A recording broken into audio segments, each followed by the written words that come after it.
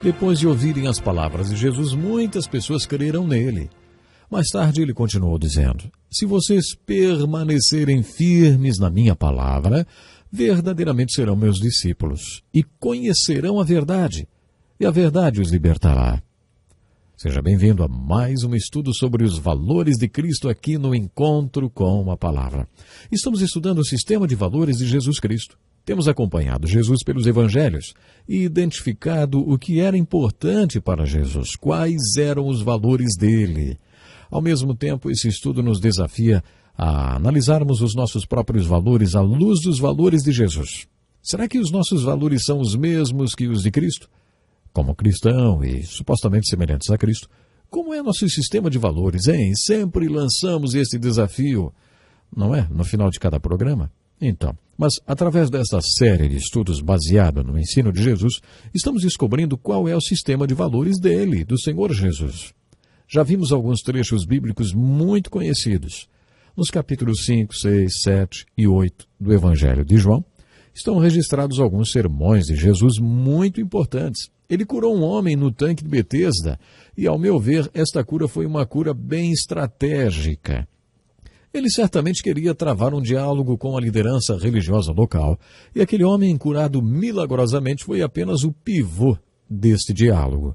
Jesus curou aquele homem num sábado, no Sabat. Ele mandou o homem pegar a sua cama e andar pelas ruas da cidade até as portas do templo. A lei do sábado proíbe que qualquer coisa seja carregada nesse dia. Jesus sabia que isso alvoroçaria os líderes religiosos, e ele acertou em cheio. Eles travaram uma discussão por causa desse episódio. Essa discussão foi interrompida várias vezes, e até mudou de cenário algumas vezes. O diálogo começou no capítulo 5 e continuou pelos capítulos 6, 7 e 8. Depois que a discussão se encerrou, e Jesus transmitiu todo o seu ensino e sua pregação, vemos que o resultado foi o seguinte: muitos creram nele. Jesus estava sempre cutucando os judeus.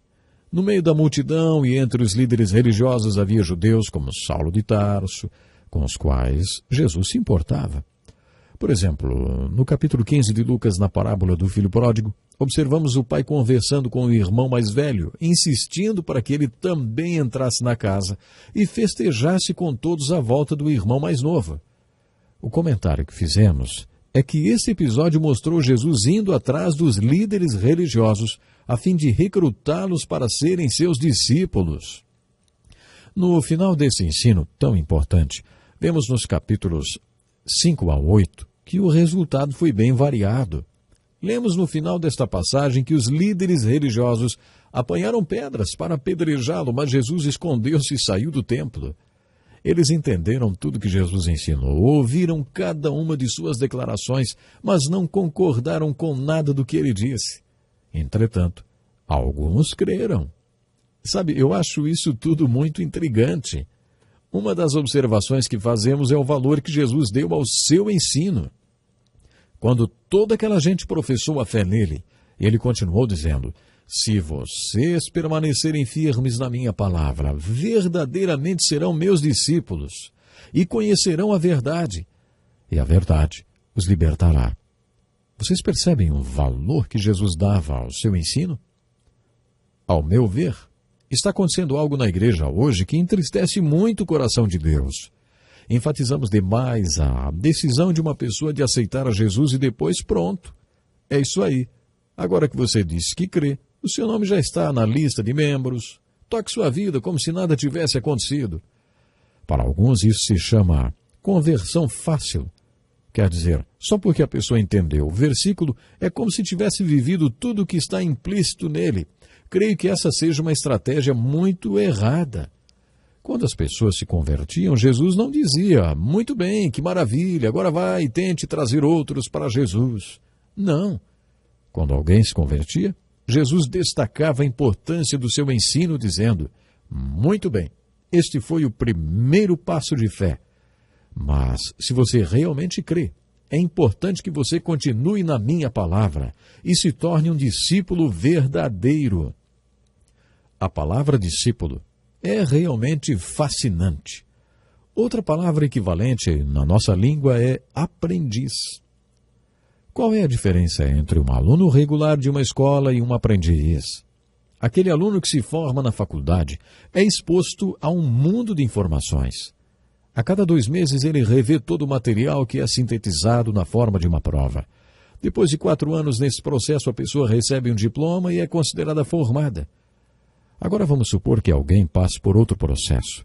Imagine, por exemplo, uma escola de construção naval, onde a cada 15 dias o aluno vai para o estaleiro para aplicar tudo o que aprendeu durante as 2 semanas anteriores. Imagine este processo durante 4 ou 5 anos. Depois de 4 anos, esta pessoa não está apenas formada, ela também está treinada, educada e pronta para fazer alguma coisa. É isso que significa discipular. Um discípulo é o aluno que põe em prática tudo o que está aprendendo e vivencia tudo o que está fazendo. É isso que um discípulo faz. Creio que hoje esteja faltando um elo na experiência de fé de muitas pessoas que professam crer em Jesus Cristo.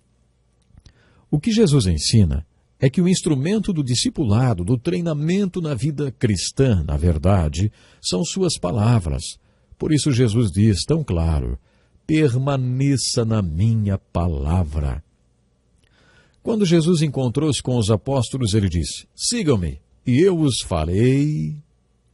Siga-me é a sua parte, e eu os farei, essa é a parte de Jesus. E eles o seguiram. No primeiro capítulo de João, lemos que os discípulos foram e viram onde Jesus estava hospedado. Depois de viver 3 anos com ele, mesmo que alguns fossem analfabetos, eles ouviram Jesus compartilhar com eles sua palavra. Não era um processo intelectual, era muito prático.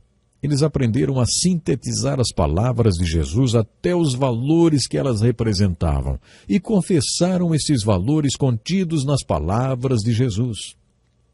Eles confessaram o sistema de valores de Jesus e, quando fizeram isso, foram discipulados e se tornaram discípulos verdadeiros.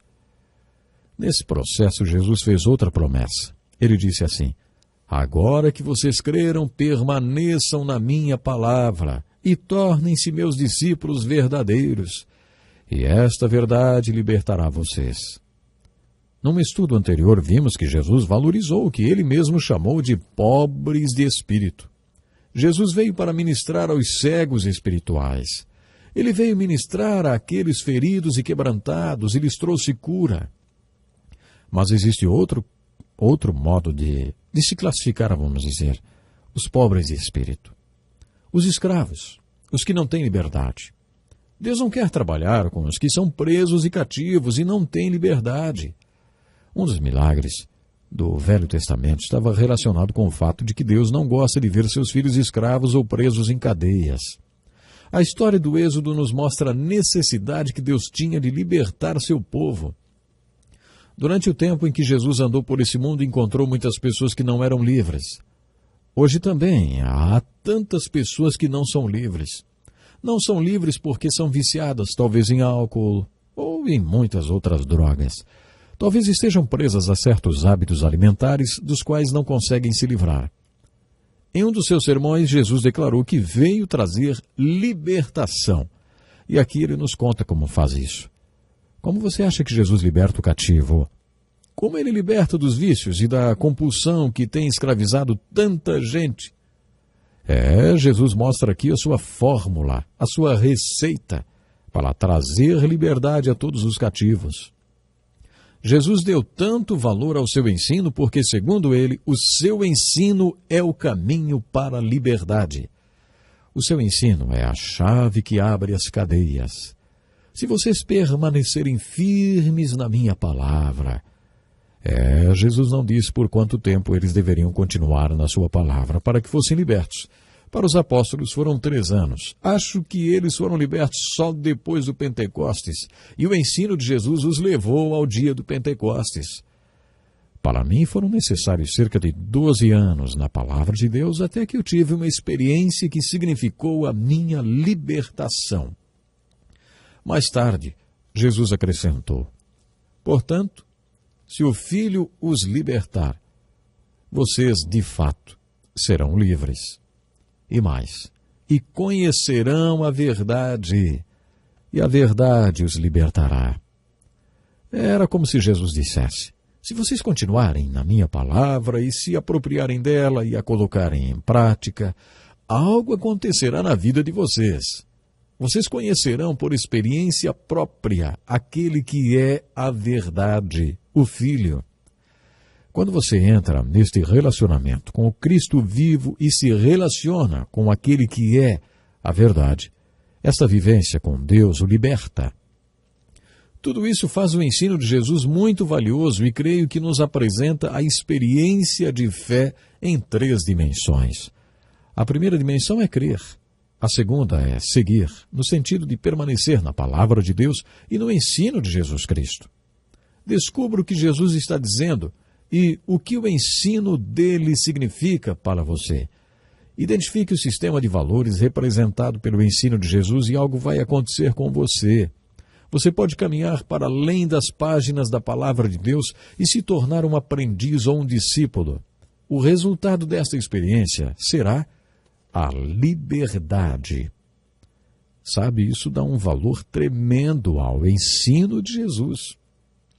E como nós conhecemos, como vemos pessoas sem liberdade, hein? Pessoas escravas. Isso é tão triste. Se você crê em Jesus Cristo, confesse o valor do seu ensino permanecendo nele, até que você experimente o que é conhecer por experiência própria, não apenas a verdade representada pela palavra de Deus, mas aquele que é a própria verdade. Jesus é a própria verdade. Você então, depois de ter confessado o valor que Jesus dá ao seu ensino, experimentará o milagre da liberdade. E é maravilhoso sentir a liberdade que somente Jesus Cristo pode dar. Se você é escravo de algum vício, de alguma coisa, saiba, nós queremos dizer que você pode ter sim a verdadeira liberdade se passar a valorizar Jesus Cristo, que é a verdade que liberta. Pense nisso. Até o próximo programa. Este é um estudo escrito pelo Dr. Dick Woodward, na voz do pastor Edson Bruno. Até o nosso próximo encontro com a palavra.